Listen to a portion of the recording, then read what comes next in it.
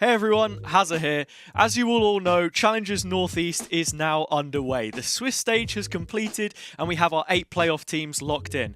This week's video is a quick one. I'm just here to drop in and let you know where I think each of the teams are going to place, who makes it through to the first Challengers EMEA tournament of the year, and who lifts the first ever Northeast title. So, without any further ado, let's dive straight in. Now, before we get into my picks, I'm here on Liquipedia to take a look at the standings. VLR, please fix. The most surprising thing, I think, straight out the gate, SweetNSour, 3-0 from lowers. Very impressed by those guys. Enterprise took a loss, and looking at it, a lot of the organization struggled. In fact, the full bottom 5 are all from teams under organizations. That's one of the biggest things to take away. The unsigned teams are doing a lot of damage, and there's lots of thoughts to be had in those boardroom meetings between people at NOM, ESC in particular. I think both of those guys, decisions already being made and players leaving in the next transfer window before stage 2. We're here to focus on playoffs though, and that's exactly what we're going to do. Kicking it off with our first game, Deti Ulice versus Szach. Two teams which performed beyond expectations, I think, in the broader scope of things, but for me, Szach, I didn't even have them qualifying. I had these guys, bottom rung, but if we look at the track record that they brought into the Swiss stage, I was really impressed. They went toe-to-toe with some top teams, Zero Tenacity, Metizport, before finally getting the 2-0 over Wild. It's been a lot of Demek on the Neon, which is what I spoke about heavily in my preview video. This has worked out really well for them on a couple of different maps, and they have brought in Chris as well, who isn't listed on VLR, please fix, who's come in instead of Shaloni at only 17 years of age from the former Zero Tenacity team from last year, and looked lights out. The guy has added so much stability to the Sentinel role and really shored up the defenses. In terms of Deti Ulice, they've been playing Sova on a lot of maps. Nunmeister has completely committed to that, including Fracture as well, where many teams have now been pivoting more towards the Teho heavy meta of current times, but that they seem to be getting good value from this. It's something that's worked for them. Gunners has been doing well, considering the fact that this is his big debut. He's stepping up onto a new level. Kaya calling well too, for it being the first time that we see him in challenges coming from Spain and Liga Radiante. So yeah, I'm impressed with how they've done. My issues for Deti Ulice, despite the fact that they have looked pretty consistent so far in the competition, is the quality of opponents that they've been playing against. You look at some of the matches here. NXT went 0-3 in the Swiss stage, didn't have Bark, weren't a full strength roster. Formulation also 1-3. I was quite underwhelmed with their performances. For the players that they've got, you kind of expect more of them, to be honest, and they didn't quite hit the mark, so they'll be back in lowers again. And Unsigned, who completely bottled their 2-0 run. You thought they were going to qualify, they didn't. Running the opposite way in terms of momentum, Deti Ulice caught them at a good time. They've had the golden road, I think, coming into playoffs. For that reason, my first choice is going to be Szach. I think you look at the trends in terms of form for both of these teams, they feel like the unstoppable Polish powerhouse, at least for now, so I moved them into upper semi-finals. Moving onwards, next game is going to be SweetNSour versus EXO Clan. Now, SweetNSour would have been a surprise package for quite a few people to go 3-0. I think we all expected them to make playoffs after what weight that name carries after last year, but maybe not to the extent that we saw. Unbeaten on quite a few maps. One which I did have gripes with was Pearl. They had a couple of overtimes against a few different teams on that one, but then they make the slight adjustment, they bring in the Phoenix, and they wipe Enterprise to the floor 13-6. Sure, we're still looking at best of ones here, but in terms of quality control, to me, that felt like a litmus test that this is a team that we can trust. We know what SweetNSour are like. They go on runs at the start of the year and then maybe drop off in the middle of the regular season, and then playoffs is where things correct themselves. That hasn't happened this time because of the length of the Swiss stage. So they're in a good place coming into this. I think in terms of individual performances, you have to always be looking at Defo being a true space-making duelist on this team, and whether the rest of the team are set up to be trading off that. Athens continued to take his role in terms of calling, which has also looked pretty good on the whole, and Viti is still just as good in those clutch situations. So there's a real nice balance, I think, in terms of what you get from this team. EXO, on the other hand, had to play a complete recovery mission. They went down 0-2, admittedly against a Metizport team, which right out the gate should be considered a favourite here, a Liquid Academy team which had just had review of their first ever official, which they lost, running high on confidence. Then you start to get the games into the teams that were struggling but maybe had just notched their first win. Your NOM, your ESC, and finally Unsigned to get them over the line. So yeah, I think when you actually look at it, EXO middle of the pack, and for that reason, I have to say, despite the quality they have and the players that they have, I struggle to see them winning this one. Once more, my head is in the same position that this is a long-term project. They haven't had as much time as other teams to work with their IGL JJ. Speaking to Rudy, according to him, in terms of this project as well, they just needed to make that realization halfway through their campaign. Okay, we can actually go ahead and win games. Let's not be so caught up in the moment and so structured on how we want to play. Once they adopted this style, you saw the individuals start to feel comfortable again and deliver the performances that we expect from them. The youngsters, Luki and Luca specifically. But this time around, SweetNSour are still going to be the favourite. They're the favourite which I pick in this instance. Moving onwards, it's a repeat Polish derby, which we already saw in the Swiss stage. Enterprise playing that against Zero Tenacity in a best of 3. This is another best of 3, as it was the qualification game. And despite the fact that they lost to SweetNSour, you still can't underrate these guys. You really can't. When you look at the players that they have, even Doma, I saw a lot of people questioning him and his performance on Pearl when they lost that match. Then he comes back and drops almost 60 kills in this exact same fixture that we saw, topping the charts for his team there and leading them on to a really important win. So yeah, there is a bit of a trend for both of these guys, with invited teams in Swiss not doing so well so far in Upper Swiss. But it's all about finding their identity. We even got the Zeke Rayner back in a future game that we saw from them. They're starting to find their place in all of this. This was a last-minute project, according to him. Starkey is the IGL of this team, not Zeke, which we're going to have to correct. VLR, please fix. Starkey is IGLing, and that takes the pressure off him a little bit to perform as well individually. So we get a little bit more of that. For Zero Tenacity, they've also had teething issues. They went 2-2 in Swiss to then qualify against countryman Pixel Lumina. It wasn't easy for them at all, I think. But if we can get Alexic rolling out these vintage games that we want from him against, you know, like former teammates here in Zeke as well. But for some reason, me seeing that one yesterday, I'm not sold. I'm not sold. I really wanted to like underrate Enterprise a little bit here, but you just can't put it past them. They've won this head-to-head multiple times already in the past. I have them winning it again. Next up, the games just get better and better, and one of them that I'm looking forward to the most, Metizport Liquid Academy. Now, Metizport have shown 4 different maps across the 2 best of 1s and the best of 3. They didn't drop a single one.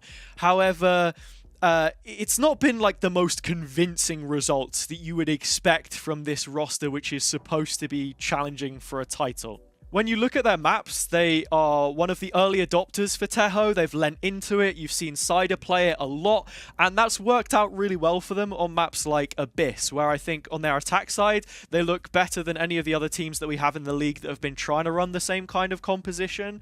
The way that they can stall out in post-plant is just so good, because with the Astra as well, you have such extended global utility that you can just keep causing pressure on the spike, even if you've not got an open plant on the B site, for example. It's really, really effective. They've looked really good with it, and that they have a fairly decent map pool as a whole. They've got a map pool they can work with, basically. Liquid Academy, on the other hand, they've played even less maps despite the fact that they've got so many officials under their belt now.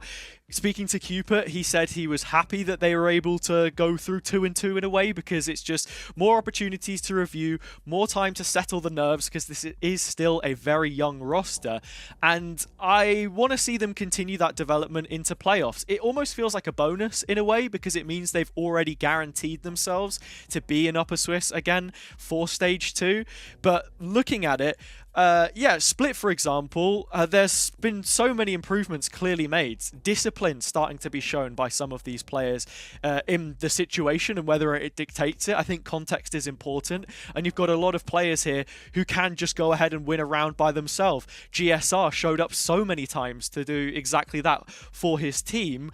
The most important part, I think, is that there's still freedom to this team and that there's a balance in terms of what the setup looks like.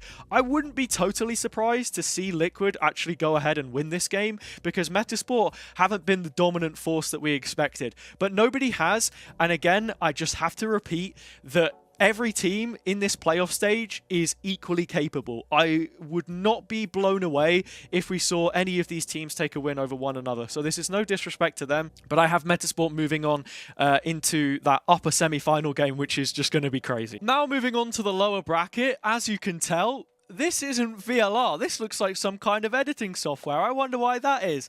Because the VLR pick'ems are muddled up. So on the actual website, you don't get the right games. So I've had to recreate it myself.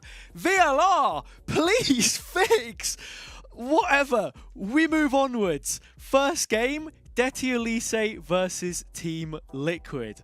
If Liquid Academy are to do well in the competition, I think it really hinges on what their Lotus looks like. It's the map which they played as their very first official against Unsigned. That was a 13-9 loss, but since then we saw a much better version of them play versus Wild. I think that brings a lot of confidence. There's been review, which I expect from the coaching staff when you've got Bacon in slot. That development is just the natural progression that we're going to see from them in this competition, and if they can right the ship on that one against Deti Ulice, that's the biggest tell for them to win this series. Deti Ulice have shown a pretty strong map on that one already. They beat Pixel Lumina 13-7 when those teams played against one another in the lower Swiss stage, but Liquid, with the individuals that they have, I don't know if I'm crazy for saying this, they've had time to review later on into the competition. I've got them stealing this one away from Deti Ulice and cutting their run short, where a lot of other people would perhaps have had them going further. Moving on next, EXO Clan versus Zero Tenacity. I would love to have seen EXO go on a long run here. They found a new sense of confidence with everything that's been said about this team. I still think it's a long-term project, and the best Valorant that they've got to play is still yet to come. They have quality players, but we can't underrate Zero Tenacity here. When you look at the pair of Purti and Gumek, Alexic as well, they bring the floor of this team up significantly. The deep runs that they're used to making with Diamant in the case of the dynamic duo, and for Alexic, Go Next, Enterprise previously, and now of course Zero Tenacity, they're always going to be there for the end game. This is not a team which you expect to drop out of the tournament early. It makes life difficult for EXO, but that's the hand that they've been dealt, and if they can keep on playing the way that they've been playing, maybe there's room for an upset, but for the most part I think that they're going against the grain heading in this one. If you even look to the game against Enterprise, some really close fought maps towards the end there, 13-10, 15-13, they ended up falling. So it's the kind of quality I don't think you can knock at this stage in the competition. They're a team which for a lot of people should be making top 4 and be contending for a Challengers EMEA slot, but we'll have to see how that one goes. For now though, I do have them progressing in this game. Moving to the upper semis, Szach versus SweetNSour, two unsigned teams with two signed teams on the other side of the bracket. Who's the best though? SweetNSour. I look between each of these teams. I think they're both fantastic. Szach have looked really good so far, but SweetNSour, with the side of the bracket they've got in front of them, the games, you expect them to move forward. The fact that SweetNSour have figured out their Pearl is going to go a long way in terms of this veto and what that ends up looking like. Heading into maps like Abyss as well.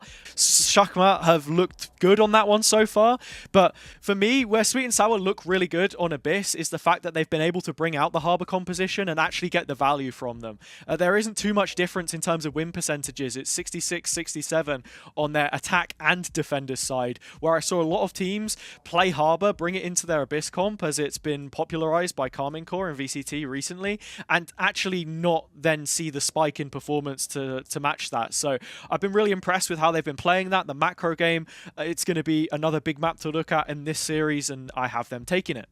Enterprise versus Metizport coming this early is always going to be an exciting one, but honestly, I would say that Enterprise probably ever so slightly have the edge coming into this first game. Neither of them have been particularly convincing so far. Swiss always makes you feel like that. Every team in this league is so capable. For some reason, I just think that Enterprise will get the early one here. They'll get the first win in that head-to-head, and that moves Metizport into lowers. Next round of lower games, then carrying the trend forwards, we have Szach versus Liquid. This game could prove to be a pretty crazy one, but again, I'm just believing in this Liquid Academy lower run.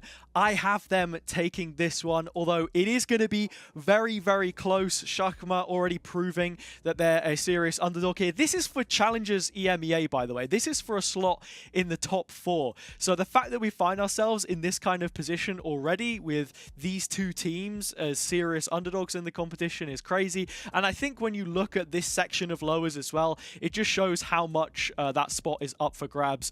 Liquid Academy, my outside choice though. Most won't agree. This is still definitely something long term from what Cooper and everyone else surrounding it has said, but we've seen improvements already from them in terms of how they're playing, the official confidence, getting the nerves under control is the big thing, and I have them taking this one. There is pressure off of Szach. They don't have an organization to represent, let alone one of the biggest ones in EMEA, but I don't really see them moving much further than this. I've got Liquid for this one. Later down the line into lowers, Metizport versus Zero Tenacity. This is a playoff bracket which is certainly delivering. I think I've got to hand this one to Metizport. Now, my reason being, Zero Tenacity have looked pretty good so far in the competition, but when I think of Metizport, this is their comeback arc, right? They are the comeback kings. This is what they're building towards. So many players who have been on these lower bracket runs before. I'm thinking Cider, I'm thinking Anguist, Burzy, and the time he spent in Turkey. The whole dynamic, the whole build-up, the makeup of this squad is one of returning to form, and that's what I see them doing in this game. But we have North representation in the upper and the lower, heading to the upper final, and who I think it is that's going to confirm themselves one of the top 2 seeds. I just feel like we could see SweetNSour do it again, man. Why not? Like, they're riding that high. We're plowing through the upper bracket. In terms of the comps that they've been playing so far, I've been really impressed with their implementation on several maps of different outside choices, how they've been playing Vice, Harbor. It's looked really good. They seem to play pretty well together, but their story doesn't end just yet, and neither does Metizport. They're still going in the lowers. I think that they make that final against Enterprise. In terms of the experience, this is Liquid then facing up against the high-quality opponent in a big pressure game when you've got players who have been there before in those situations who can win those matches. They then move into the lowers. Lower final against Enterprise, the second time that we see it. It's the rematch buff, man. I think Metizport can find a way to flip this one on its head, and then they take the grand final, because that's what it's all about. It's the comeback kings making themselves a comeback. That's what this Metizport team is all about. I would have perhaps said, you know, that we see SweetNSour win this final instead, but I think Metizport from the lowers, Liquid in the lowers as well. These are the storylines that I'm latching on to. What actually ends up happening, what I see happening, I don't know. It's hard to tell at this point in time, and that real battle is this upper final here as well. But let me know your thoughts in the comments, leave a like, and I will see you all very soon. Bye-bye.